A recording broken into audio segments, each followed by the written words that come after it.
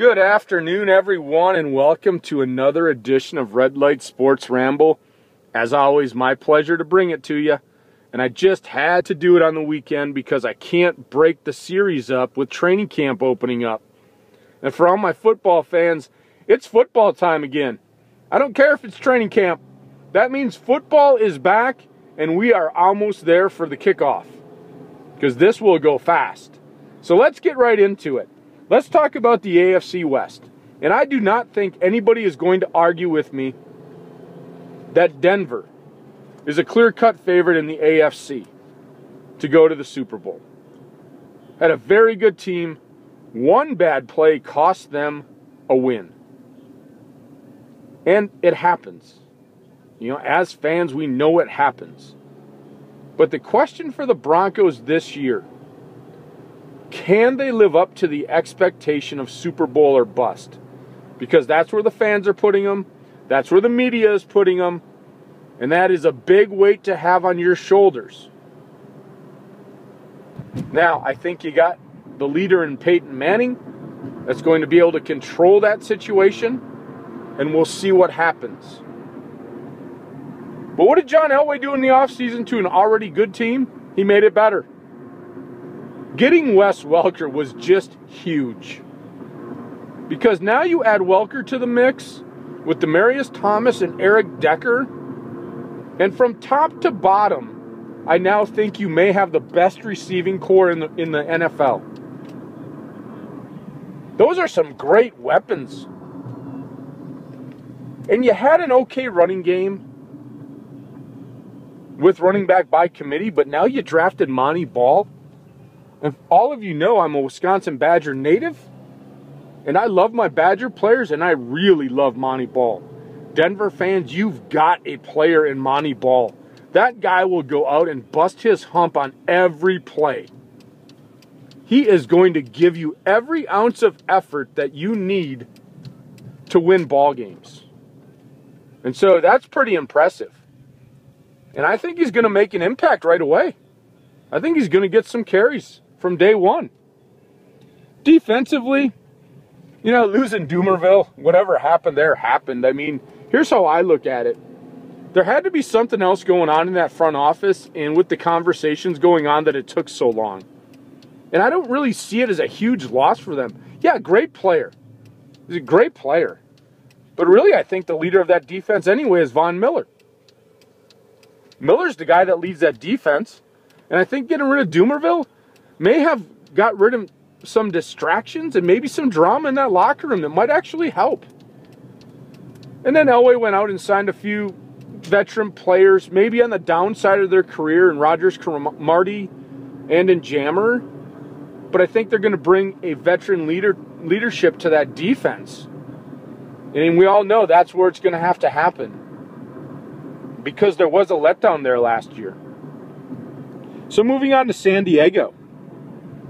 The question I have for San Diego, is this team done? Is it time to rebuild? I mean, it just seems like there's not much going on in San Diego. You know, all the hype about Phillip Rivers, well, you're going to have to start surrounding him with some other playmakers. He doesn't have them anymore. It just kind of seems that San Diego is just now a team that's just right there. Very disappointing year last year. I mean, Ryan Matthews was dinged up the whole year. Can he stay healthy this year to give him a running game? But I'm not sure what else they have. I mean, what else do they have there? They did have a good draft, though. I like Fluker to try and solidify that offensive line. And I really think you got a good player in Allen at wide receiver. I think he's a great prospect. So can you work him into the mix? Can him and Rivers start working together and get a really good playmaker on offense? But I just don't see any real big playmakers there on offense.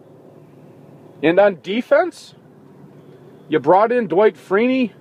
You know, many people say he's done. I think Freeney's going to come out and have a good year for you guys. Just because Dwight Freeney doesn't want people to say, I told you so. I think he's going to rub it in everybody's face. And then the other thing is, you drafted Manti Te'o, and now we're going to see, can he play? Can he play in the NFL? But really, San Diego, I don't see much on your team. Just kind of like you're there. But we shall see if anybody can emerge and make that team get to the playoffs. But I don't see it. And moving on now to Oakland. I tell you, Oakland, what's your identity? I mean, what is your identity there? You basically went out and signed almost every free agent that was out there, and you got rid of half your team from 2012. But is that really going to help you win games? I don't think so. I mean, the biggest trade was for Matt Flynn. And unfortunately, being a Packer fan and knowing Matt Flynn, I think he's a great guy. But he made his money in one game at the end of the year where the Packers were going to the playoffs. And he put up some huge numbers. It was evident last year. Russell Wilson beat him out. And the funny thing is, Oakland, you drafted this guy, Tyler Wilson, that could do the same thing to Matt Flynn again. And oh my God, would that just be devastating for Matt Flynn. But we'll see where you go with quarterback there. Now, hopefully McFadden can stay healthy, because you need a healthy McFadden, because I don't see much in a wide receiver core. So whoever's quarterback is still going to need that running game. And so you're going to need McFadden. But defensively, are you going to fix that? I don't really know what you guys did to go out and fix the defense. You added a bunch of veteran players, but no superstar players. And I don't think that group, I mean, yeah, you added a bunch together, but, you know, I go down the list and I'm like, really? Is it really going to be an improvement off a team that just allowed massive points last year? I just think you guys are in trouble. I think what the front office needs to do is just try and find an identity and just try to build that team. I mean, try to figure it out. Figure out which way you want to go. Because right now I don't see any franchise players at all on either side of the ball for your team. So it could be another frustrating year in Oakland. But now in Kansas City, on the other hand, there's a lot of hope. A lot of hope in Kansas City. As well there should be. And so the question is, can Andy Reid take this team to the playoffs? Now, I like Andy Reid. I think he's a very good coach. But that was always the question in Philadelphia. Can he win the big game and can he get you to the Super Bowl? He did it one time. But I'll tell you what. How many championship games did he play in with the Eagles? Yeah, I think he's a good coach. But he's just going to have that knock on his back until he can win a Super Bowl. Now, he's inheriting a very good roster. An underachieving roster for wins. Not for talent. 6 Pro Bowlers. 6 Pro Bowlers on a team that went 4-12. Oh my God. It's amazing. I can't remember the last really bad losing team that had that many Pro Bowlers on it. So he's got some talent there. And then you went off and you traded for Alex Smith. And you know what?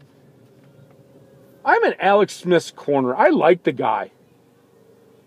All the rap that he always takes and this and that, and he's not flashy and doesn't have the arm strength and blah, blah, blah. Alex Smith takes care of the ball. I think he's an efficient quarterback. I don't think he'll ever be an elite quarterback. But I think he's one of those quarterbacks that can manage a team. And I talked about it in my elite quarterback ramble. Sometimes you don't need to be elite to win a Super Bowl. And that's the qualities I think Alex Smith has. And I think it's a great fit in Kansas City. I think it's a great fit with Andy Reid. So I'm looking for big things from Alex Smith. Not in terms of production and numbers, but in terms of leading the team to victory. Because Alex Smith is a smart quarterback. I thought that was a great trade, Kansas City. It's a great move on your part. Plus, then you got Jamal Charles.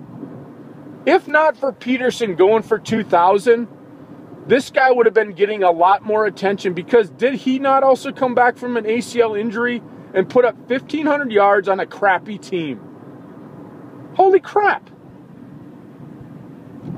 I mean, that team offensively was terrible. But the bright spot was Jamal Charles. And so now that you have a quarterback that's going to efficiently run the team and a running back that can actually run the ball, I think you're going to see a big jump offensively for the Chiefs. Now, is it enough to make the playoffs this year? I don't know. I think you're going to be right on the line. The thing you have going for you is I don't think the AFC is really strong this year, so you could sneak into the playoffs. But unfortunately, you got that team, the Denver Broncos, in your division.